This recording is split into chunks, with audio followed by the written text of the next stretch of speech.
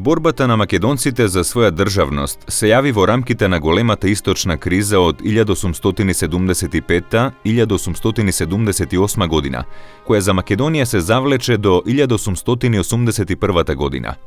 До тогаш македонците кренаа две востанија, Разловечкото и Кресненското, и формираа национално собрание и привремена влада на Македонија, кои побараа признание од страна на Европската комисија за реформи на Европска Турција и од европските сили, согласно членот 23 од Берлинскиот договор. Македонските востанички и политички институции не добија признание и борбата за слобода и автономија на Македонија не беше легитимирана од страна на европските сили. Главниот фактор кој застана против востаничките борби и политичките настојувања на македонците да формираат своја посебна политичка единица на Балканот, од големата источна криза па се до балканските војни и поделбата на Македонија на трите соседни балкански држави, беше Царска Русија. Имено Царска Русија покрај Австро-Унгарија беше една од двете главни држави од кои зависеа политичките промени на Балканот. Таа нејзина улога беше призната од страна на европските сили по Парискиот мировен конгрес, со тоа што беше утврдено дека која и да е политичка промена на Балканот може да стане со согласност на двете директно заинтересирани сили, на Царска Русија и на Австро-Унгарија. При тоа, доколку промената ги засега интересите на другите сили, тогаш тие мора да бидат прифатени од сите сили, тоест од така наречениот европски концерн. Во таа улога Царска Русија секогаш настојуваше да доминира на Балканот, како во однос кон Австро-Унгарија, така и во односите со другите европски сили, сметајки на православниот карактер на најголемиот број балкански држави и народи и на нивната мнозинска словенска припадност. Если говорить о русской политике на Балканах в целом, то, конечно, нужно выстроить какую-то хронологическую парадигму. И тогда мы поймем с вами, что прежде всего надо начать с определения русских интересов на Балканах. Они были тесно связаны со средиземноморской политикой России, поскольку Петр I, как это хорошо известно, еще после заключения или вхождения России в Священную Лигу, думал о том, что Россия когда-нибудь станет не просто черноморской, а средиземноморской державой. Стать средиземноморской державой России не удалось ни в XVIII, ни в XIX, ни в XX веке, но тем не менее приблизиться к этой идее в общем удалось в XIX веке после того, как Россия обрела союзников на Балканах.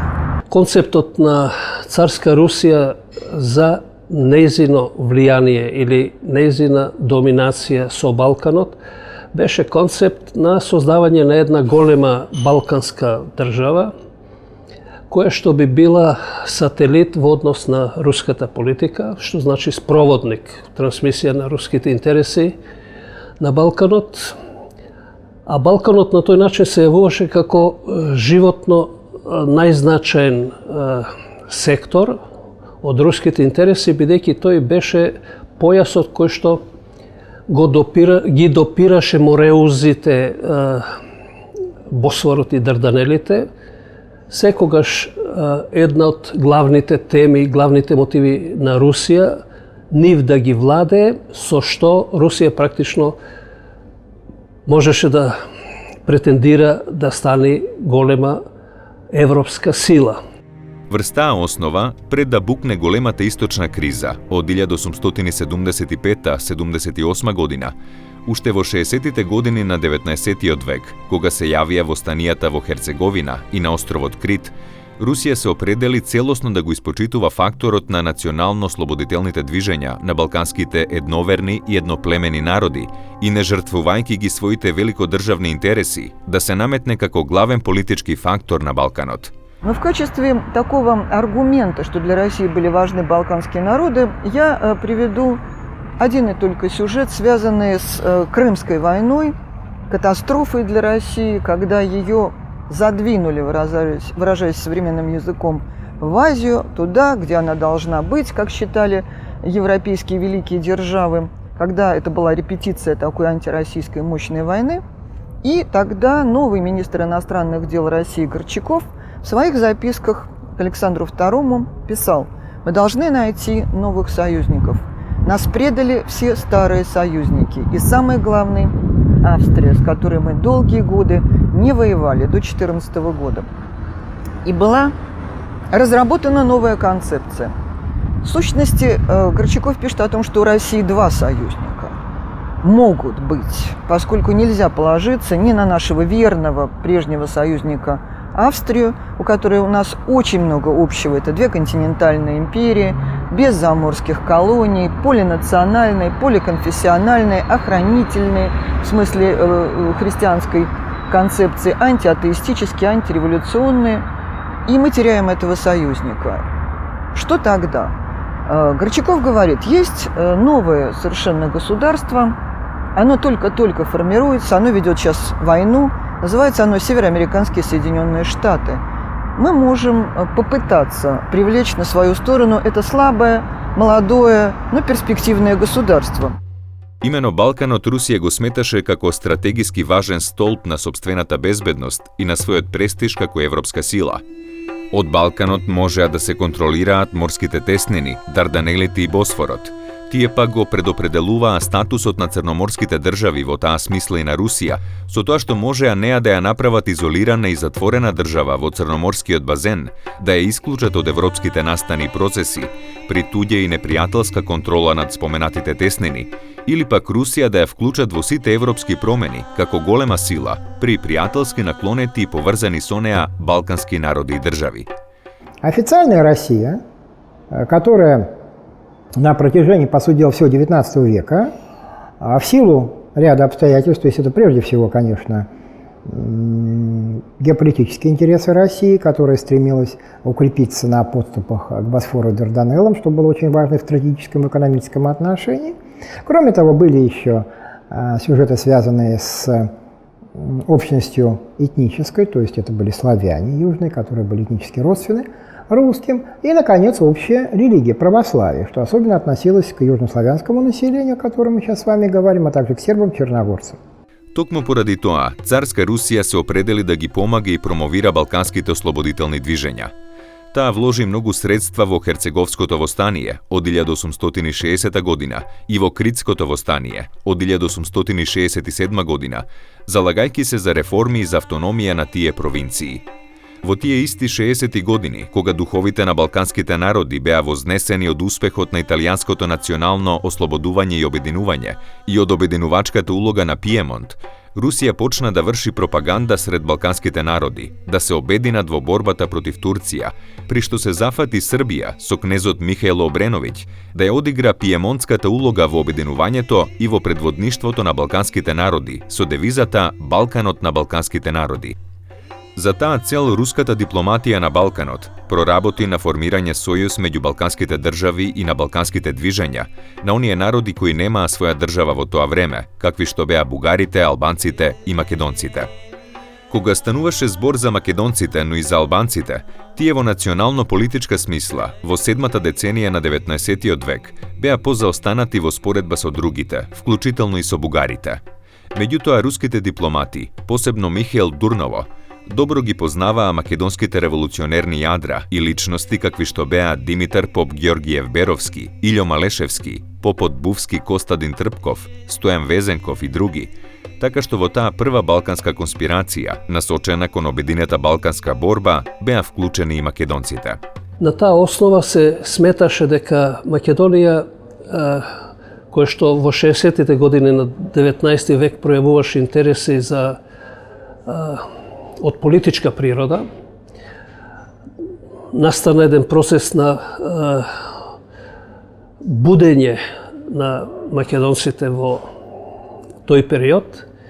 Прашањето што се македонците, кои се нивните идеи или слично, заклучи дека Македонија тешко може да се одржи самостојно на Балканот од проста причина што околните народи се проникнати со своите институции и со своите интереси во Македонија. Стануваше збор за грчките интереси во Македонија, стануваше збор за српските интереси во Македонија и стануваше збор за бугарските интереси, без оглед што Бугарија немаше своја држава во тој период во 60-тите години, но имаше едно понапредно движење кое што имаше во план интересите на Бугарија да ги заокружи со едно кнежество бугарско и слично.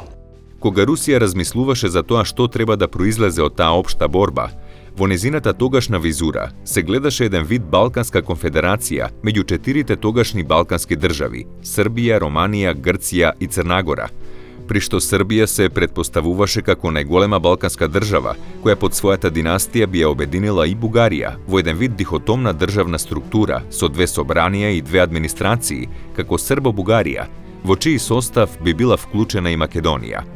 Произлегува дека во 60-тите години на 19-тиот век била планирана голема Србија, од Дунав до Места, во чиј состав би била и Македонија без посебно планиран статус. Србија беше планирана како тој централен фактор и таа доби мисија да ги организира сите конспиративни кружоци, незадоволни елементи од поробените народи и да ги крени во едно општо повстание против Турција, и во таа смисла настана еден период во кој се воспоставија соработки, например, меѓу Србија и албанското движење, Джелал Паша како еден субјект на тоа албанско движење, меѓу Србија и македонските конспиратори, во кои влегува, например, Димитар Поп-Георгиев и дедо Илјо Малешевски, попот Константин Трпков, Бувски, Стефо Николов од Бесвина и слично.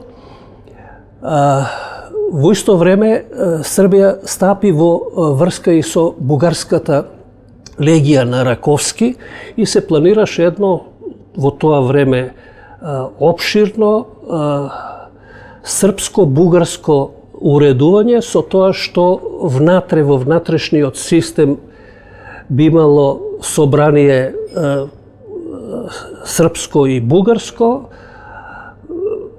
династијата би била српска, а Македонија би била сегмент внатре во таа една обширна држава. За таа цел Русија на Србија, за незината пиемонтска мисија на Балканот, и одобри кредит од 300.000 дукати, 100.000 парчиња разно оружје и поголем број руски војни специјалисти и инструктори, кои требало да ја реформираат и подготват српската армија за споменатата улога. Токму тој факт на веќе склучен Балкански сојуз ги алармира западноевропските сили кои на Србија преку Андраши и било порачано дека Австро-Унгарија и Франција се противат на тој сојуз и на неговите намери, и отизад противењето стојат и Англија и Прусија. Дополнително, на Михаил Обреновиќ му било ветено дека Србија без борба ќе се ослободила од турските гарнизони сместени по српските градови и дека ќе ја добијала Босна под своја управа. Михаил Обреновиќ се откажал од претходно преземената улога, зашто во мај 1869 година во атентатот платил со глава. Така ништо не испаднало од српската пиемонтска улога, во која Македонија не беше предвидена со посебно место во царско-руската концепција за Балканот. Значит, после смерти князя Михаила, начала 70-х годов, начинается некоторое изменение этой позиции и начинается более активная поддержка болгарского национального движения. Особенно это ярко выразилось в период русско-турецкой войны 1977-1978 года и планов создания Сан-Стефановской Болгарии.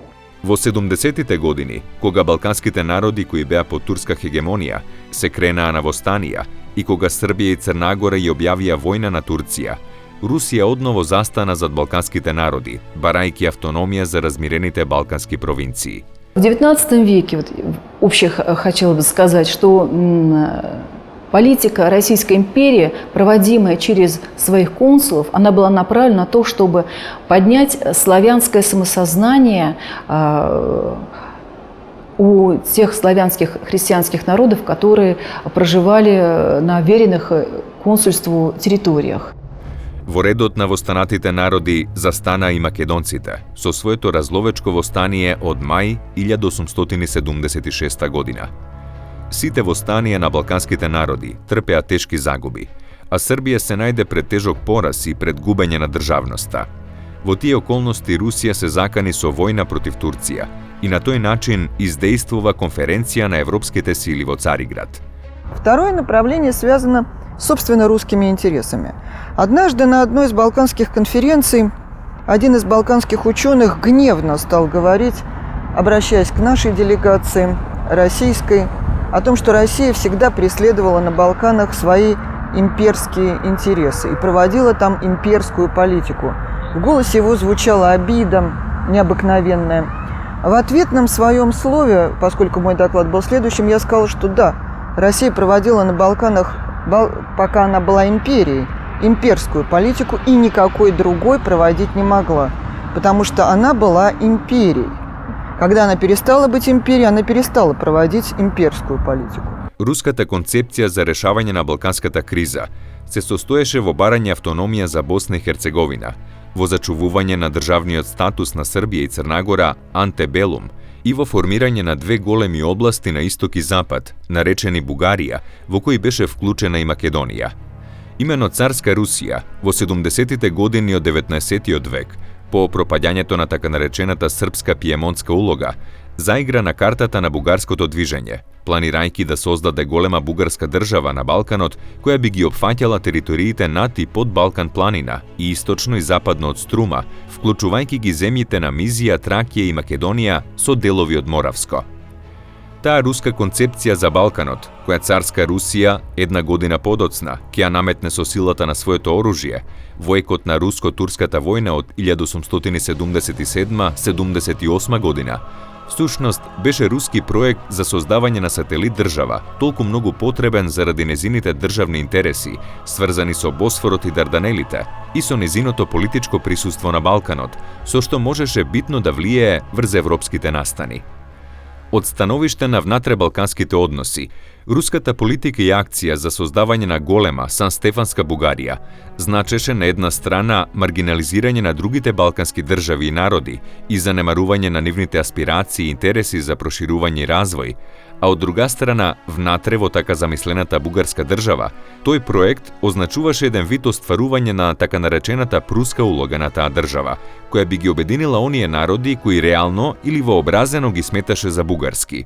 По документам русские консулы писали, что славяне в Битоле, они их называли болгарами.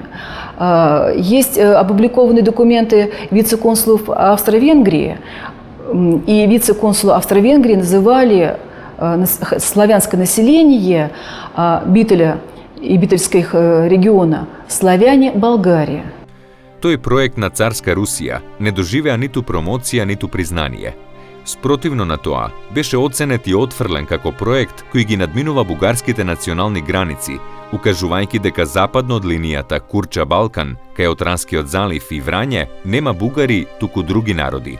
Тој концепт на Сан-Стефанска Бугарија никогаш не заживеа. Беше исправена Русија пред опасност од Европска војна и на тој начин беше приморана да се согласи, независно што Сан-Стефанскиот договор беше билатерално подпишан од страна на победничката Русија и победената Турција, да седни на конгресна маса или на маса со другите европски земји, па да се види што се може да пројди натаму. Сан-Стефанскиот руско-турски прелиминарен договор со големата Сан-Стефанска Бугарија како негова средишна идеја беше отфрлен од страна на европските сили на Берлинскиот конгрес и како руски претенциозен проект со кој превосходно се стимулирале и поддржувале руските и пансловенските интереси.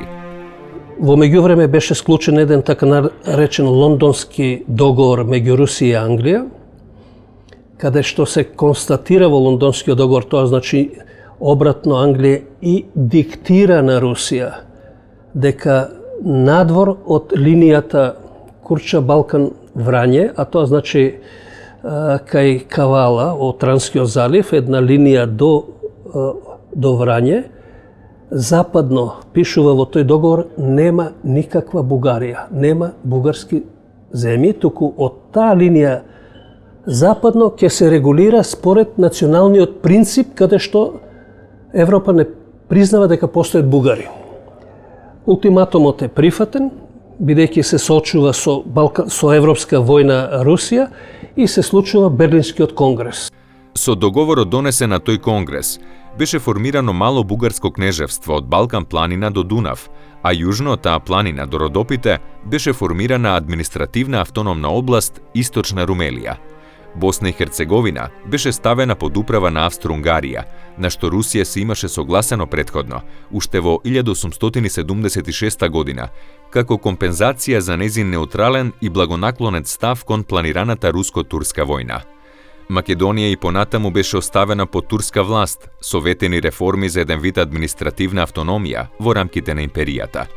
Со Берлинскиот договор, македонското прашање понатаму остана нерешено и незасегнато од руските настојувања, но остана неизвестна и неговата иднина.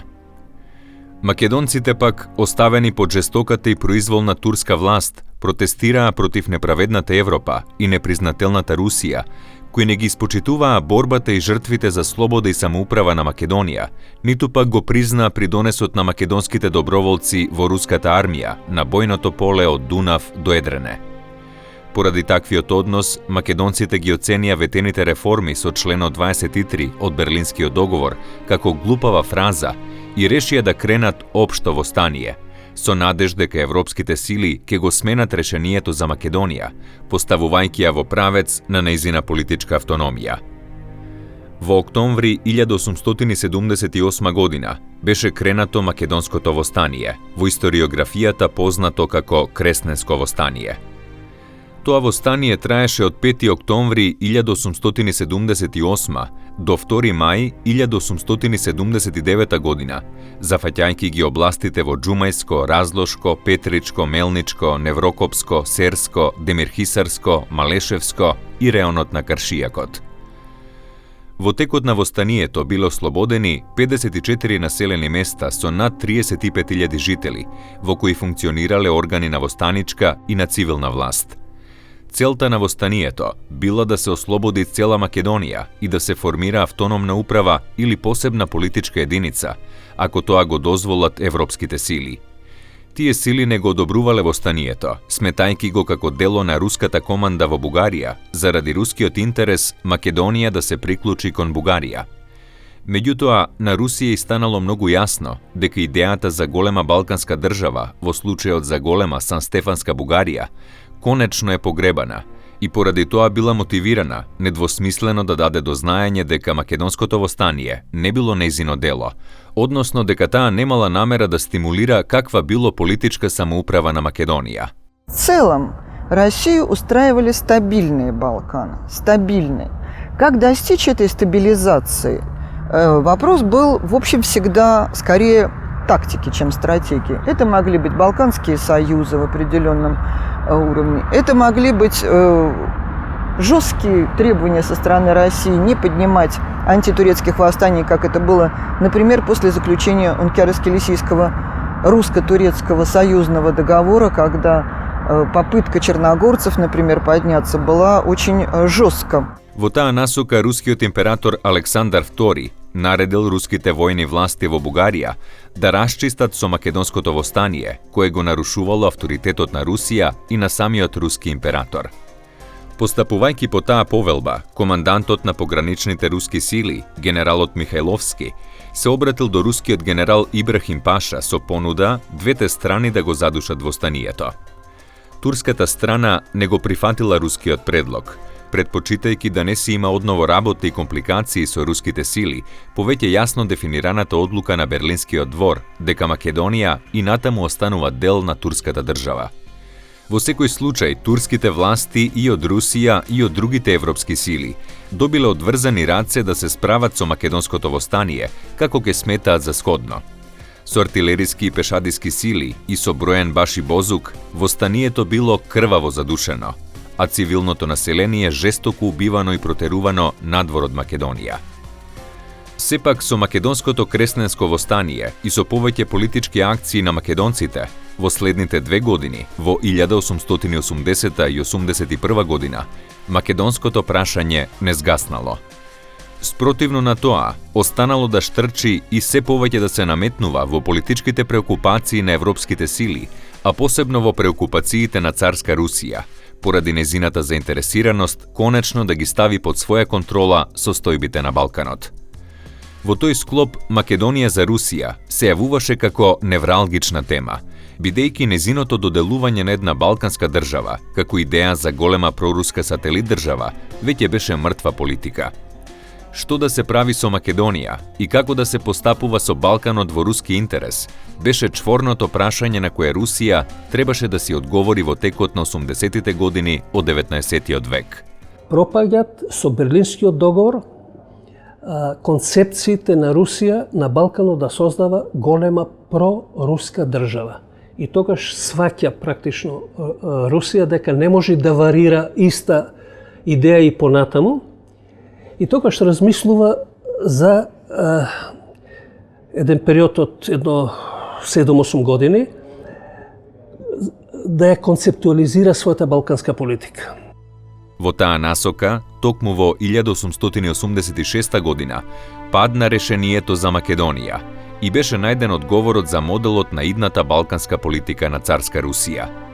Имено тогаш високо поставениот руски дипломат и таен советник на рускиот император Нелидов во допис до императорот Александар III предложил Македонија да не ја нудат и даваат цела на ниту една балканска држава, туку неа да ја поделат на трите соседни држави, на Србија, Бугарија и Грција, тогаш кога тие ќе се приклонат кон Русија, влегувајќи во руската политичка орбита на Балканот. Меѓутоа, таа поделба мора да биде врамнотежена, да биде извршена тогаш кога сите влади на балканските држави, особено грчката, тогаш е премиер Трикупис, кога ќе се свртат услужно кон руската политика и кога согледувајќи дека Русија ги задоволува нивните интереси и ги врамнотежува, ќе бидат нивни сателити и идејата да се создаде Балкански сојуз, значи да се создаде спогодба меѓу Србија, Грција и Бугарија под патронатот на Русија, е замената за една балканска држава, проруски ориентирана, огромна, која што е нереална. Таа и таква руска политика ја предодреди на тамошната политичка судбина на Македонија и на македонците. Во односното време, за да стане реална и спроведлива споменатата руска политика, требало да се преземат редица активности и мерки кои ќе ја подготват Македонија за идната поделба. На прво место, требало да се води сметка за интерполација на интересите на Србија, на Бугарија и на Грција во Македонија и во македонските работи. На второ место, било потребно да се дозираат и да се зонираат интересите на трите држави, со определување на областите за секоја од нив и со определување на поддршка за различни видове на институции на трите балкански држави, кои требало да се инсталираат во македонското општество. А како најважно, било потребно будно да се следи се што ќе се случува во самото македонско општество и се што ќе планираат и преземаат македонците, за да не се дозволи развој на нивно посебно политичко движење со цели кои ќе и пречат на руската политичка постановка за Македонија. Во врска со првото, користејќи го така наречениот милецки систем на турската држава, било потребно да се поддржат трите балкански држави, да добијат од султанот и од властите назначување на нивни владици, цркви и училишта и да имаат слобода да се грижат за своите македонци, тоест за сите оние македонци кои ќе станат приврзаници на црквата и на другите институции на балканските држави, како на пример на грчката патриаршија или на бугарската екзархија или пак на српската патриаршија. И вот благодаря русским консулам, вот македонские жители Македонии, славяне, они начали себя ощущать частью общеболгарского движения за свою церковь, за преподавание болгарского языка. И когда в 1870 году была объявлена экзархия, началось вот это движение за присоединение к экзархии. Преку тие мерки Русија прилично многу помогнала бугарската пропаганда да се прошири во Пиринскиот и Вардарскиот дел на Македонија, а грчката пропаганда да се стабилизира во Егејскиот дел на Македонија. На српската пропаганда и беше помогнато да се воспостави во одделни региони од северозападна Македонија, посебно во Скопско и Кичевско. На таков начин, всушност, повеќе или помалку, беа зонирани териториите и линиите на идната поделба на Македонија, на што подоцна, кога таа поделба стана актуелна, беше помагано и во постигнувањето на политички договор меѓу Србија и Бугарија со сесрдно и постојано учество на руските дипломати во Белград и Софија. Со воведувањето на бугарски, српски и грчки цркви, училишта, школи, спомагателни и други установи, кои го корумпираа и фракционираа македонското население, лека полека се цепеше и се спротивставуваше самото македонско народно тело, во кое од ден на ден се јавуваше по некој нов и подлабок расцеп. Со време, раздорот, омразата и судирите станале македонско секојдневие, вешто раководено и манипулирано, како од страна на трите балкански централи, така и од страна на самите турски власти. Не беше непознато жителите на едно село еднаш да припаѓаат на грчката црква и да се македонски грци, а друг пат да се екзархисти, тоест македонски бугари. Или членови на исти фамилии, дел да се бугари, а дел срби. Имало многу случаи, каков што бил примерот и со скопскиот чорбаџија и трговец Хаджи Ристиќ, кој своите 3 сина ги запишал еден во бугарско, друг во српско, а трет во грчко училиште, каде што се адаптирале на трите балкански национални групи. Соседни села или делови од исти села знаеле да бидат со различни националности, иако нивните жители биле од исти родови и фамилии. Жителите на градовите пак редовно припаѓале на секоја од трите балкански национални фракции, со појава на често менување на групата. Тие појави во Македонија во суштина соодветствувале на руската политика и во значајна мера биле резултат на незината улога и интервенција во македонските работи и во политиката на турската власт кон пропагандите во Македонија. Меѓутоа, само 7 години по дефинирањето на руската политика за поделба на Македонија на трите балкански држави, на 23. октомври 1893 година, 6 представници на младата, втора македонска револуционерна генерација во Солун го формираа Македонскиот централен револуционерен комитет со цел да го организира и предводи македонското население за стекнување политичка автономија на Македонија, согласно членот 23 од Берлинскиот договор. Тие прво апостоли на внатрешната македонска револуционерна организација, сваќајки дека македонското општество е расцепено на фракции од страна на балканските соседни држави, од нивните цркви, училишти и пропаганди, дека раздорот во народното тело се внесува намерно и од страна на самите турски власти и дека сето тоа го поттикнува и стимулира царска Русија со незината политика за поделба на Македонија. Застана на идејата за општа револуционерна борба на сите народности на Македонија за извојување на полна политичка автономија на Македонија како заедничка татковина и држава на сите кои живеат од својот труд. Таа концепција за Македонија, како прогресивно демократска држава на Балканот, се јави како широко прифатлив народен интерес, така што редовите на Македонската револуционерна организација брзо се пополнуваа вдолж и вшир цела Македонија.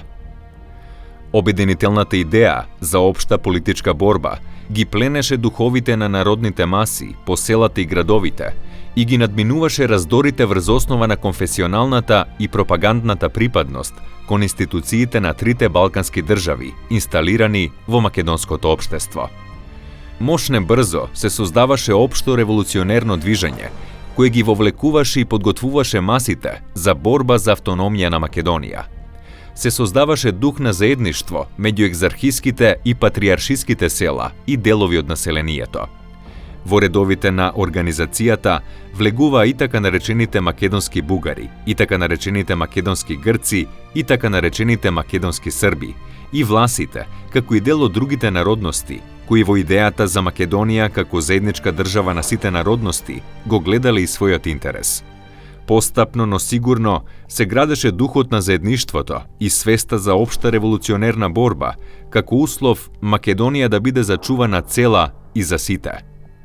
Таа тајна, внатрешна македонска револуционерна организација, со водството на Гоце Делчев, на Даме Груев и на плејадата други последователни на нивната идеологија и на нивниот пример, брзо ја развиваа четничката и борбената компонента на организацијата и масовно го револуционизираа, вооружуваа и готвеа за борба македонското население.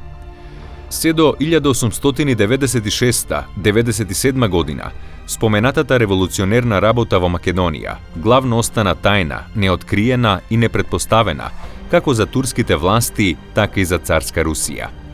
Но по така наречената Виничка афера од 1897 година, во која беше разоткриена широко распространетата мрежа на револуционерни комитети во Скопскиот Санџак и големо количество оружје на тие комитети, алармот на турските власти и на дипломатијата на царска Русија беше вклучен.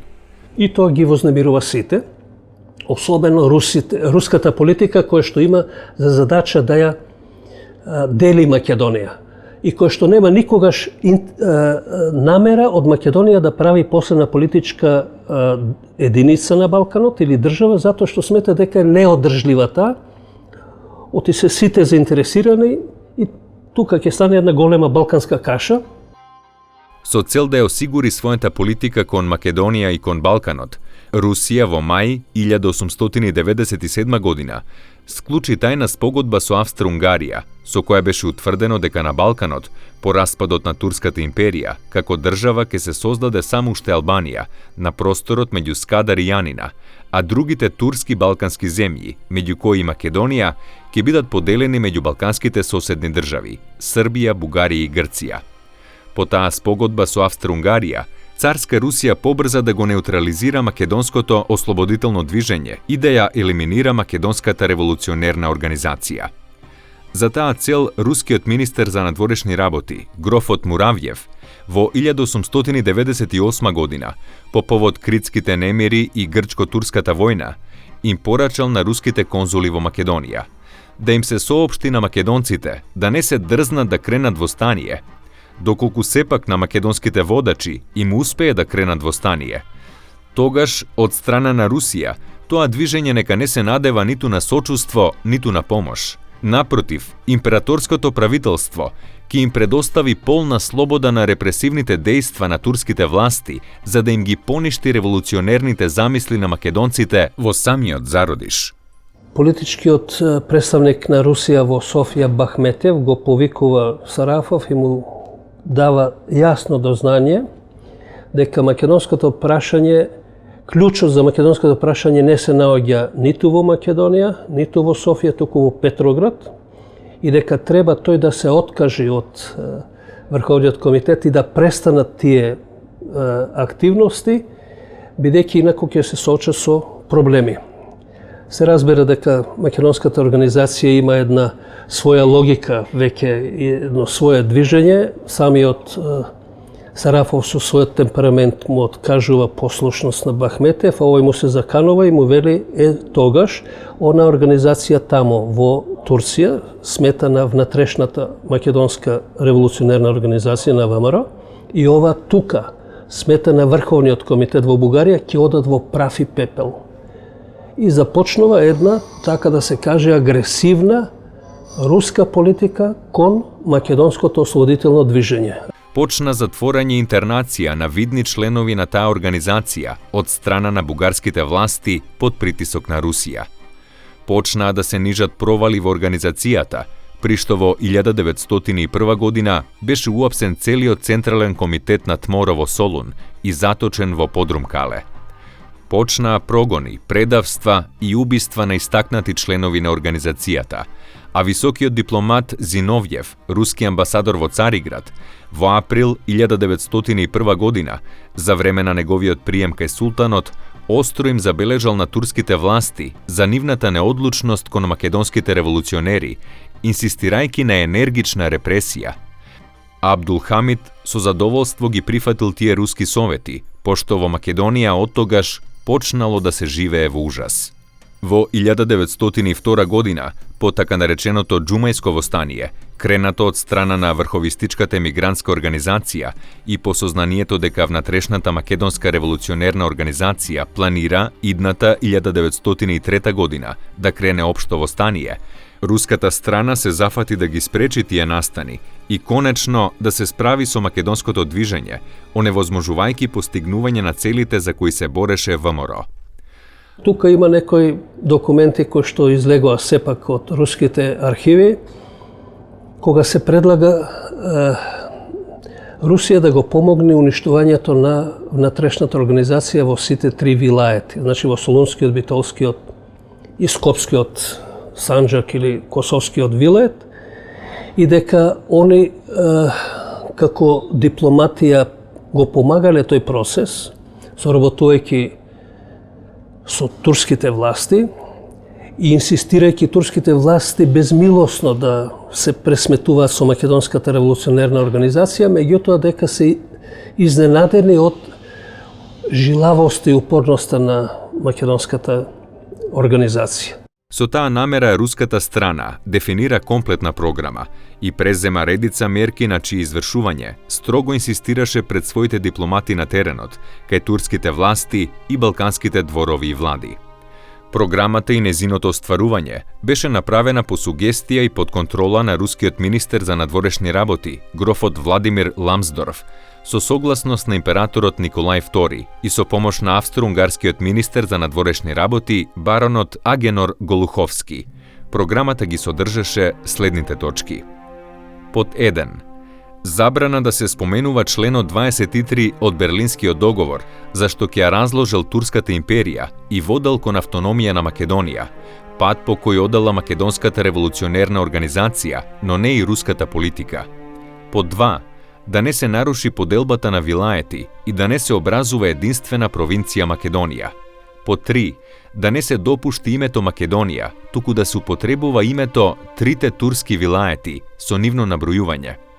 Во расправата за реформи во Македонија да не се употребува терминот генерал-губернатор и наместо него да се употребува терминот генерален инспектор.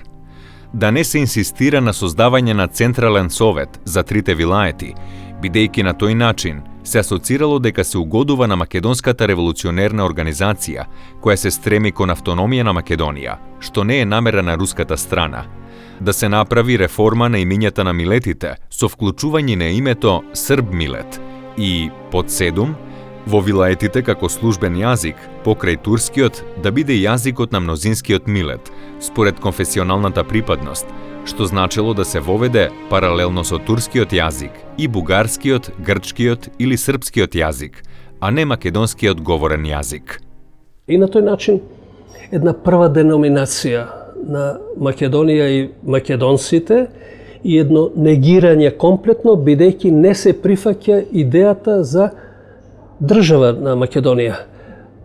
На тој начин не се прифаќа македонското движење преку ВМРО да прерасни во национално, ослободително и државнотворно мислење.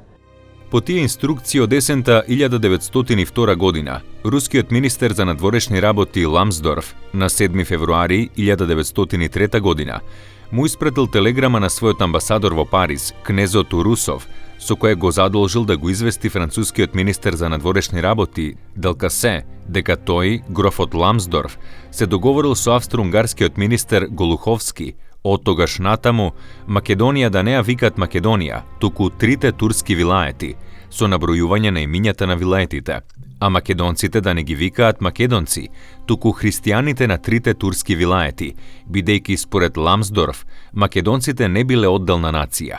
И он говорил, что каждая область имеет свое лицо, свой диалект, свою культуру, свои даже песни.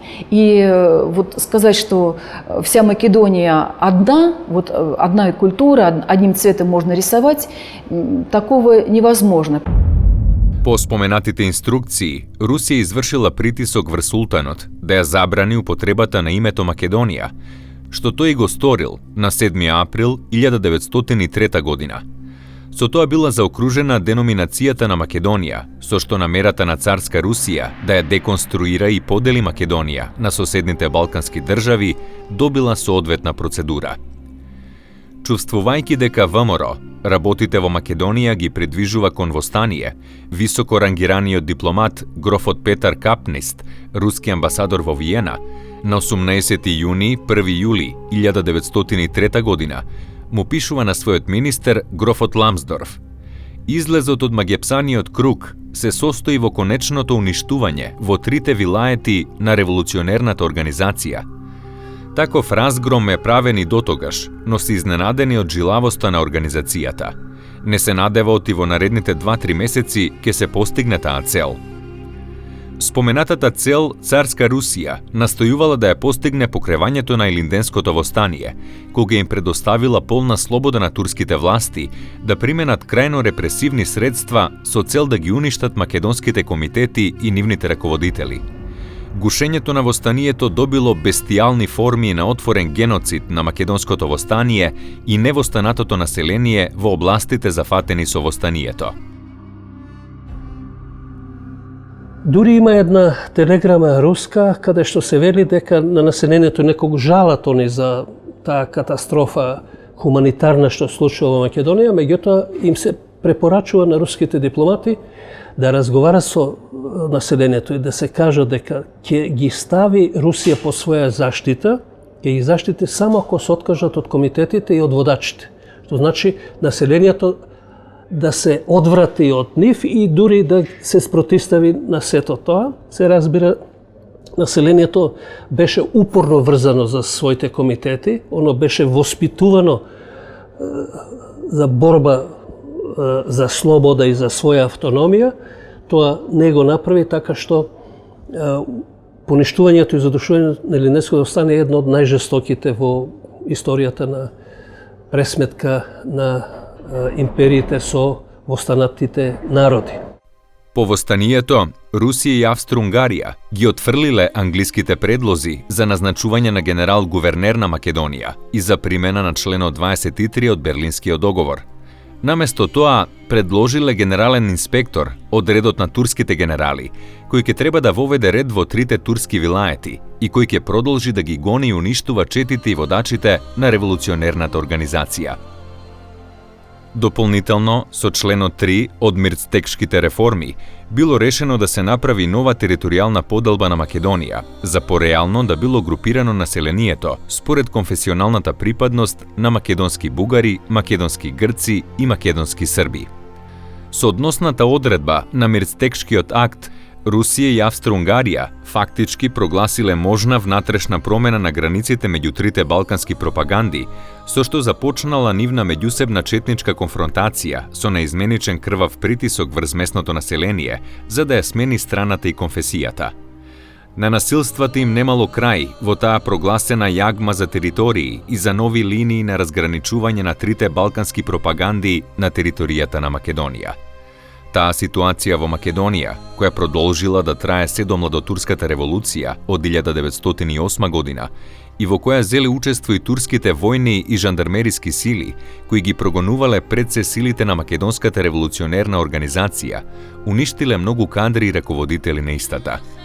Најтешките загуби за македонската револуционерна организација биле сврзани со убиствата на Гоце Делчев во 1903 година и на Даме Груев во 1906 година. Тие двајца водачи и раководители на револуционерната организација биле последните обединувачки авторитети кои можеле да го одржуваат единството на организацијата. По нивната смрт, под притисок на околностите во Македонија и притисокот од балканските центри, а пред се од страна на бугарската држава, во 1906 и 1907 година настана расцеп и раскол во ВМРО, така што внатре во неа силите на одделните фракции на организацијата почнаа меѓусебно да се проследуваат и судираат. Притоа најбројната вооружена формација на ВМРО се приврзува со бугарската државна политика и со бугарскиот државен национализам, со што расколот доби националистички карактер, кој се пренесе и меѓу македонското население. Сето тоа ги обнови раздорите меѓу самото македонско население, изложено на страшниот и крвав притисок на четничката акција на трите балкански држави. Таа ситуација во Македонија погодуваше на руската политика за Македонија, така што кон факторите кои ја промовираа и ја правеа реална поделбата на Македонија на трите балкански држави, се приклучи и самото македонско население при расцепената и спротивставената негова револуционерна организација. Од таа состојба до конечното распарчување и присвојување на деловите на Македонија од страна на балканските соседни држави не помина многу време. Во 1913 година во меѓусебната крвава драма меѓу довчерашните балкански сојузници заврши поделбата на Македонија и поништувањето на идејата за Македонија како општа и неделива македонска држава на сите нејзини народности и жители. Вот все это было до периода, значит, 1912 года, когда начинаются Первые и Вторые Балканские войны, и когда балканские союзники, значит, которых Россия помогла создать Балканский союз, под ее эгидой все это делалось, русские дипломаты внесли очень большой вклад в то, что этот Балканский союз 12 года осуществился, и договаривались они с сербами и с болгарами, вот, но союзники вышли из-под контроля российской дипломатии и стали решать свои проблемы силой оружия. Вот, таким образом, территория Македонии оказалась поделенной на